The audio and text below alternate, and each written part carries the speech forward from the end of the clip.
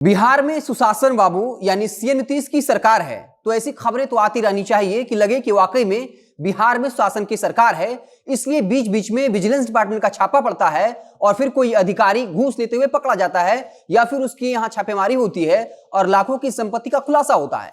इसी बीच एक खबर आई है समस्तीपुर से, जहां एक जमादार 30,000 रुपए घूस लेते हुए रंगे हाथ पकड़ा जाता है। बता दें कि ये पूरी खबर समस्तीपुर से है, जहां के एक शख्स मोहम्मद वसीम ने आरोप लगाया, बकायदा जो पटना का विजिलेंस डिपार्टमेंट का मुख्यालय वहां शिकायत की थी कि जमादार साहब उससे 30 रुपया घूस मांग रहे हैं। और जब निगरानी विभाग ने इसकी जानकारी ली तो ये सत्य पाया गया और उसके बाद पूरी टीम जो है वो समस्तीपुर पहुंचती है। जैसे ही मोहम्मद वसीम थाने पहुंचकर जमादार साहब को 30,000 रुपए देते हैं, वैसे ही रंगे हाथ जमादार साहब को पकड़ लिया जाता है। आपको बता दें कि मोहम्मद वसीम, जिनकी गाड़ी दुर्घटनाग्रस्त हो गई थी और उसके बाद कोर्ट से गाड़ी को रिलीज करवाने के लिए प्रतिवेदन लिखकर भेजने के लिए 30,000 रुपए की मांग की गई थी, जिसके बाद उस शख्स ने पटना के मुख्यालय में इसकी शिकायत की और फिर निगरानी विभाग पटना से समस्तीपुर पहुंचती है, पूरा जाल बिछाती है और फिर वो शख्स पैसा देने पहुंचता है और विजिलेंस डिपार्टमेंट जो है उसे गिरफ्तार कर चुकी है। बता दें कि अमूमन ऐसी खबरें आती रहती हैं, लेकिन गिरफ्तारी के बाद कुछ महीनों के लिए सस्पेंड किया जाता है और फिर से उसे उस पद पर बहाल कर दिया जाता है।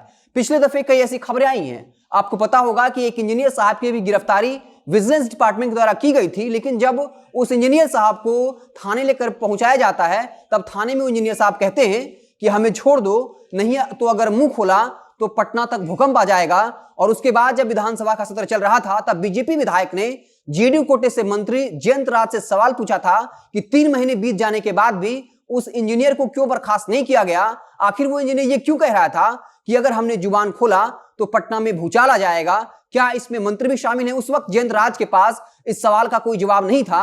हालांकि बीजेपी विधायक ने विधानसभा सत्र के दौरान ये पूरा मसला उठाया था, जिसके बाद ये एक बड़ा मुद्दा बना। विधानसभा अध्यक्ष की निगरानी में एक कमेटी बनी और उसके बाद इसकी जांच को लेकर बातचीत चली, लेकिन उसको लेकर कोई अपडेट नहीं है कि इस इंजीनियर पर क्या कार्रवाई हुई। हालांकि आनन फान में जब ये मुद्दा बड़ा बना तब उनको जो है बर्खास्त उनके पद से कर दिया गया था। इसके बाद आपको याद होगा मगध यूनिवर्सिटी के वाइस चांसलर पर करोड़ों की अकूत संपत्ति बनाने का खुलासा हुआ था, करोड़ों के घोटाले का पर्दाफाश हुआ।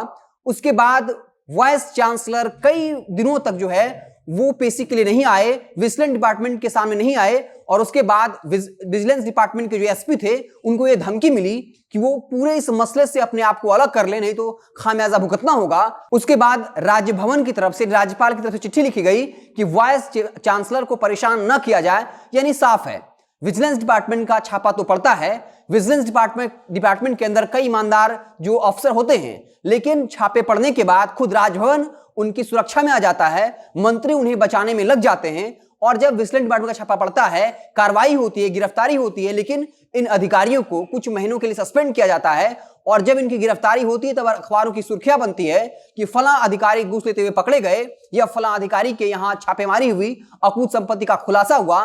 लेकिन उसके बाद फिर से उन्हें अपने पद पर बहाल कर दिया जाता है। और हमने आपको एक खबर बताया था, जहां खनन विभाग से जुड़े एक अधिकारी के यहां विजिलेंस डिपार्टमेंट का छापा पड़ता है, करोड़ों की संपत्ति का खुलासा होता है, विजिलेंस डिपार्टमेंट कहती है कि उसे पद से बर्खास्त कर दिया जाए। फिर खबर यह आती है कि खनन विभाग के जो मंत्री हैं उन्होंने उसी अधिकारी को जिम्मा दे दिया है कि बालू का जो टेंडर हो रहा है वो उसे बांटे। यानी जिस पर विजिलेंस डिपार्टमेंट का छापा पड़ा था, जिसने कहा था कि उन्हें उनके पद से बर्खास्त किया जाए, वही अधिकारी ठेकेदारों का बालू का टेंडर बांटता हुआ दिखाई पड़ता है। तो साफ तौर पर जगजाहिर है कि विजिलेंस डिपार्टमेंट का छापा पड़ता है, सुर्खियां बनती हैं, लेकिन महीना जब बीत जाता है, लोग भूल जाते हैं, तब उसी अधिकारी को उसके पद पर बहाल कर दिया जाता है। लेकिन लगातार ऐसी खबरें आती हैं और लगता है कि वाकई में बिहार में शासन बाबू की सरकार है, छापा पड़ता है। और इस बार खबर समस्तीपुर से है, जहां जमादार साहब पर यह आरोप लगा था कि वो 30,000 रुपए की मांग कर रहे थे।